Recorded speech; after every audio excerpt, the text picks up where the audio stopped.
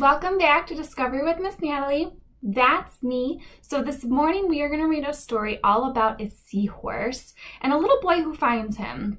So let's go ahead and find out what happens when they meet. So the story is called If a Seahorse Wore a Saddle.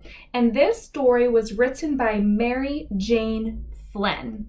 So let's join this little boy right here and his new friend, the seahorse, and see what they get up to. If a seahorse wore a saddle,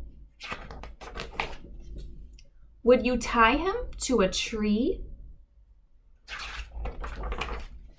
Would you keep him in your yard for all your friends to come and see? Would you use him as a chair so you could eat and watch TV?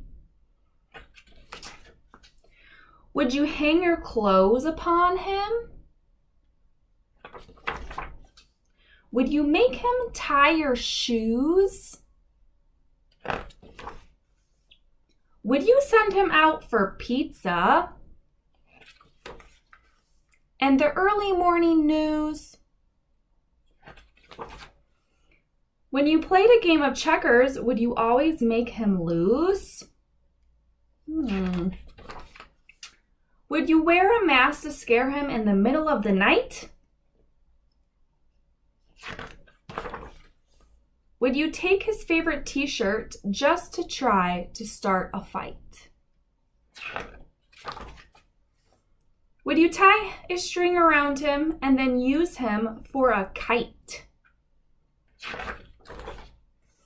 If you stop to think about it, would you know these things are wrong? Would you know that those things weren't very nice? I hope you do. And a seahorse treated this way would go home before too long. I wouldn't be a happy seahorse if I had to do all of those things. It wouldn't make me want to hang out with that little boy. But this story isn't over, and there's time before the end to find out where he might take you if the seahorse were your friend. He might let you ride down with him to the bottom of the sea. That's where all the sunken pirate ships and treasure chests would be. He might take you to the castle of an underwater king. You might see a giant octopus. That's pretty cool. Or hear a mermaid sing. You'd see fish of every color, shape, and size all swimming by. And perhaps a mean old sea witch. She won't catch you, but she'll try. Now you're finally back home again and going out to play. But you might just meet a seahorse on a very lucky day. And if he wore a saddle and were tied up to a tree,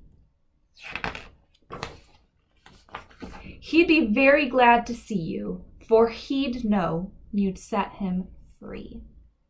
If you saw a seahorse tied to a tree, would you set it free and put it back into the water where it likes to be? I hope so, because that would be super nice of you to do that. Did you enjoy this story? It was a pretty cool story. It's a really important story because it does talk about friendship in this story and what it is to be a nice friend to others. And it's important to always think of what they are feeling as well as yourself to make sure that everyone is super happy and comfortable. So if you like the story and you enjoyed this seahorse, come on back later this afternoon because we are going to create our very own seahorse and decorate it with beautiful colors, and we're going to put it into a really cool water scene that you're going to create. So if you want to do that, come on back later this afternoon. Otherwise, I hope you have a great rest of your morning, and I can't wait to see you soon. Bye!